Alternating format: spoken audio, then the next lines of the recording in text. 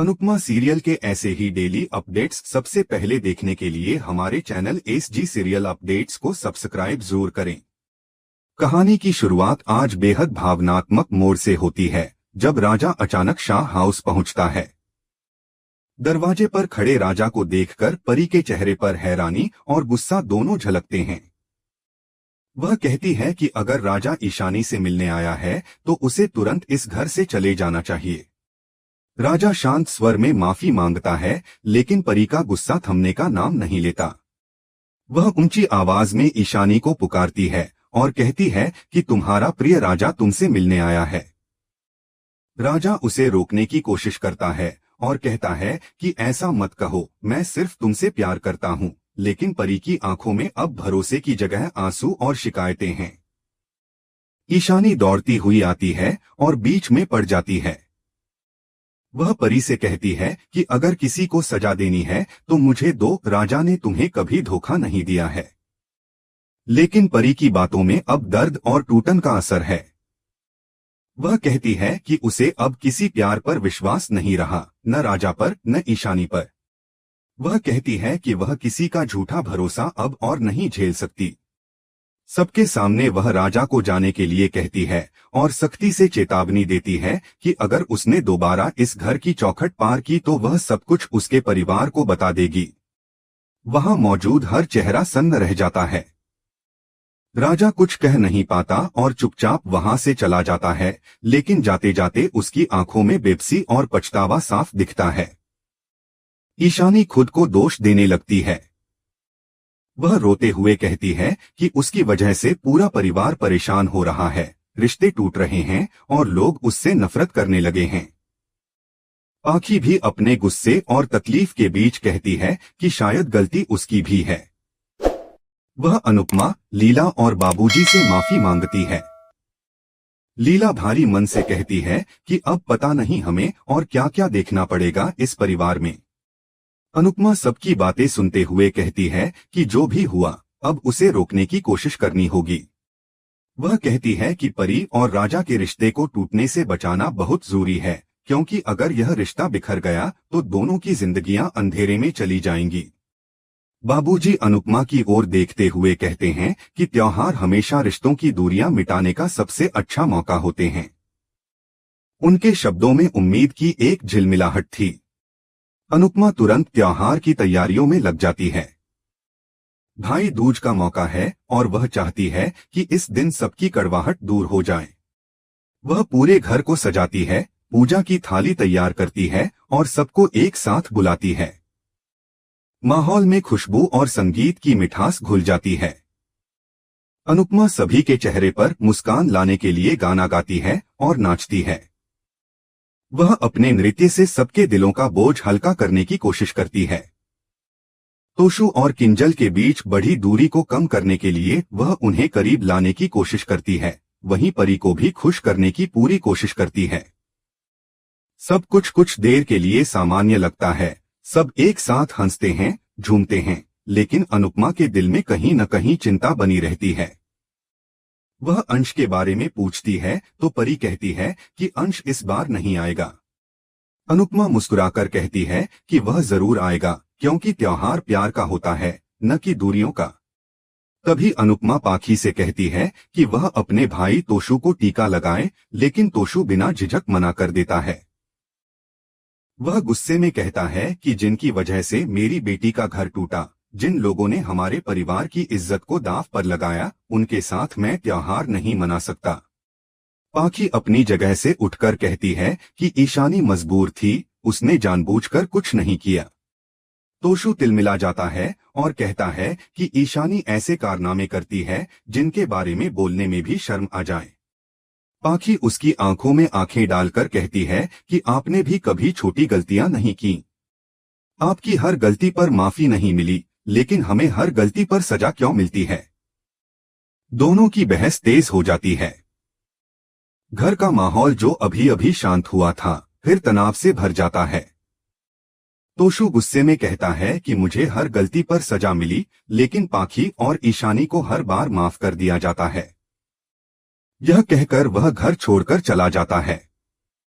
पाखी की आंखों में आंसू आ जाते हैं और अनुपमा चुपचाप सब देखती रहती है। कुछ देर बाद परी आती है और अनुपमा से कहती है कि उसे अपनी गलती का एहसास हो गया है।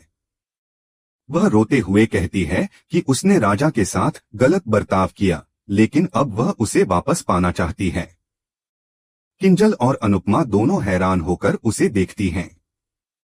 किंजल नाराज होकर कहती है कि क्या अब जब सब कुछ बर्बाद हो चुका है तब तुम्हें प्यार याद आया। अनुपमा कहती है कि माफी मांगना अच्छी बात है, लेकिन हर गलती की कीमत होती है और उसे भुगतने के बाद ही इंसान सुधरता है। वह परी से कहती है कि अगर उसे यह कदम उठाना ही था तो कम से कम परिवार से बात करनी चाहिए थी। उसे अंश और राही से सलाह लेनी चाहिए थी, लेकिन उसने किसी को मौका ही नहीं दिया। परी सिर झुकाकर कहती है कि वह उस वक्त गुस्से में थी, उसे किसी की बात सुनने की फुर्सत नहीं थी, लेकिन अब उसे अपनी गलती का एहसास है और वह सब कुछ ठीक करना चाहती है। बाबूजी धीरे से कहते हैं कि अगर उसे सच में अपनी गलती समझ में आ गई है तो हमें साथ चलकर कोठारी हाउस जाना चाहिए और उनसे माफी मांगनी चाहिए। किंजल डरते हुए कहती है कि वे लोग हमें माफ नहीं करेंगे, लेकिन लीला कहती है कि माफ करना उनके हाथ में है, कोशिश करना हमारे। अनुपमा की आंखों में चिंता और उम्मीद दोनों झलकती हैं। शाम ढलती है, घर में दीपक जल रहे हैं, लेकिन अनुपमा के मन में अब भी कई सवाल हैं। क्या परी और राजा का रिश्ता सच में दोबारा जुड़ पाएगा? क्या ईशानी और पाखी को परिवार का भरोसा फिर से मिलेगा? दूसरी तरफ कोठारी हाउस में राही भाई दूज की तैयारी कर रही होती है। दिए की रोशनी में उसके चेहरे पर हल्की उदासी झलकती है।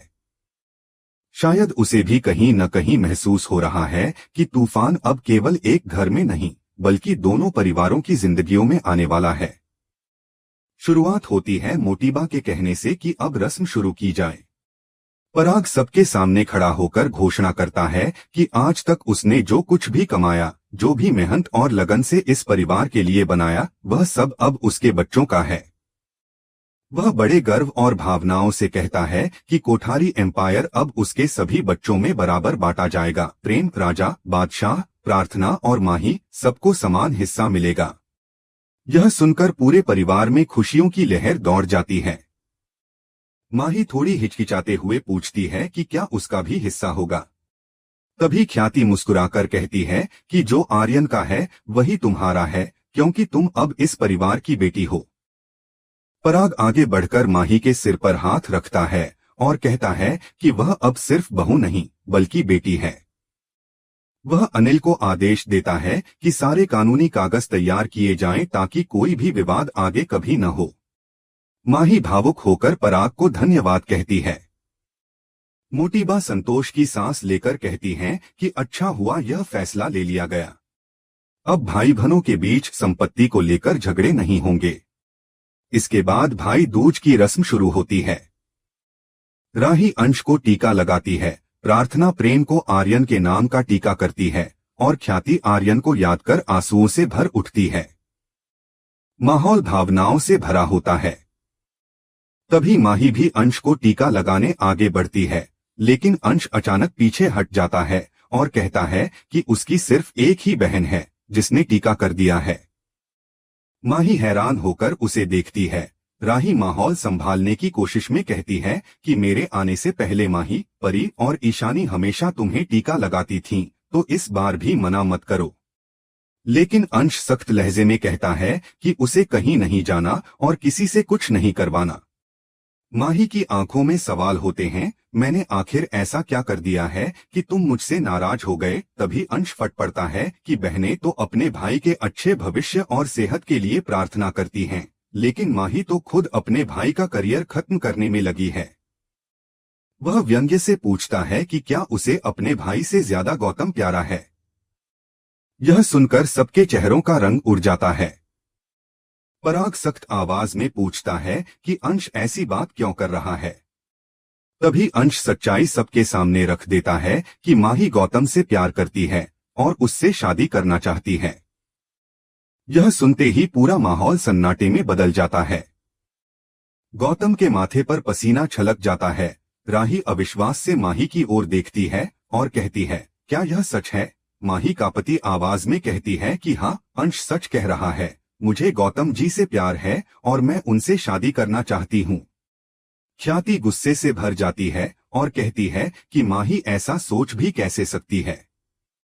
अनिल भी आग बबूला होकर गौतम को आस्तीन का सांप कहता है। तभी माही सामने आकर कहती है कि इसमें गौतम जी की कोई गलती नहीं, पहल मैंने की थी। यह सुनकर सब और हैरान हो जाते हैं। गौतम कुछ बोल नहीं पाता। इतने में राही की नजर दरवाजे पर पड़ती है, जहां अनुपमा शाह परिवार के साथ खड़ी होती है। अनुपमा की उपस्थिति देखकर सब चौंक जाते हैं। मोटीबा सख्त लहजे में कहती हैं कि यह हमारे परिवार की बात है, कृपया इसमें दखल न दें। अनुपमा शांत स्वर में कहती है कि वह यहाँ तमाशा करने नहीं बल्कि माफी मांगने आई हैं। पराग थोड़े व्यंग्य से पूछता है कि आप तो मुंबई जा रही थीं, फिर यहाँ कैसे आईं? प्रेम आगे बढ़कर उन्हें अंदर आने का इशारा करता है। मोटीबा ताना मारती हैं कि आने से पहले फोन तो कर देती, हम फोन उठा लेते या मैसेज ही कर देती। अनुपमा हाथ जोड़कर कहती है कि वह सबकी माफी मांगने आई हैं। मोटीबा ठंडी आवाज में कहती हैं, माफी मांगिए और जाइए, त्योहार के दिन हम कोई तमाशा नहीं चाहते। अनुपमा विनम्रता से कहती है कि माही की बात बाद में करेंगे, लेकिन फिलहाल वह ईशानी की गलती के लिए क्षमा मांगना चाहती हैं। मोटीबा कहती हैं कि बहनें तो एक दूसरे के लिए जान दे सकती हैं, फिर ईशानी ने ऐसा क्यों किया?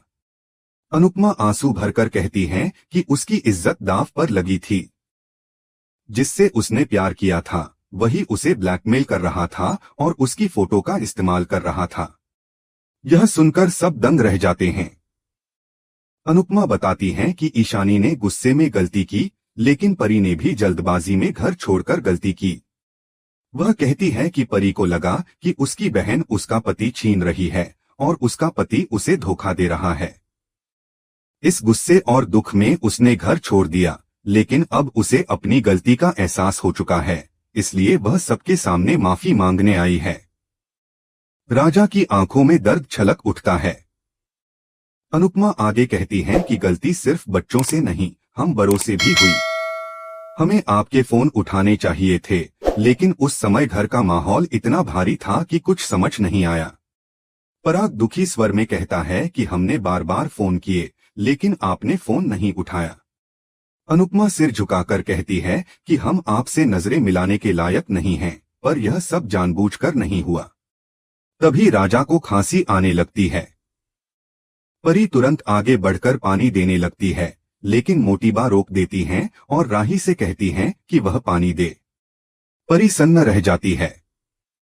वह आगे बढ़कर माफी मांगती है, लेकिन मोटीबा ठंडे चेहरे से उसे टिश्यू पेपर पकड़ाती हैं और कहती हैं, इसे रखो, यह तुम्हारे काम आएगा। वहां मौजूद हर कोई हैरान रह जाता है। हवा में एक अजीब सन्नाटा फैल जाता है, सबके चेहरों पर असहजता और भावनाओं का मिश्रण झलकता है, और इसी के साथ एपिसोड खत्म हो जाता है। लेकिन कहानी यहीं खत्म नहीं होती। आने वाले दृश्य में दिखाया जाएगा कि गौतम माही से पूछता है कि क्या उसने यह फैसला सोच समझकर लिया है। माही मुस्कुराते हुए कहती है कि प्यार सोचकर नहीं होता, बस हो जाता है, और उसे गौतम से प्यार हो गया है। दोनों अनुपमा के सामने खड़े होकर उनका आशीर्वाद मांगते हैं। माही कहती है, कृपया हमें अपना आशीर्वाद दीजिए। अनुपमा अवाक रह जाती है, उसे समझ नहीं आता कि इस रिश्ते को स्वीकार करे या परिवार को संभाले। और इसी दुविधा के बीच इस घर की खुशियों और रिश्तों की डोर एक नई परीक्षा से गुजरने वाली होती है। कौन टूटेगा, कौन जुड़ेगा, यह देखने के लिए सबकी निगाहें अब अगले पल पर टिक जाती हैं।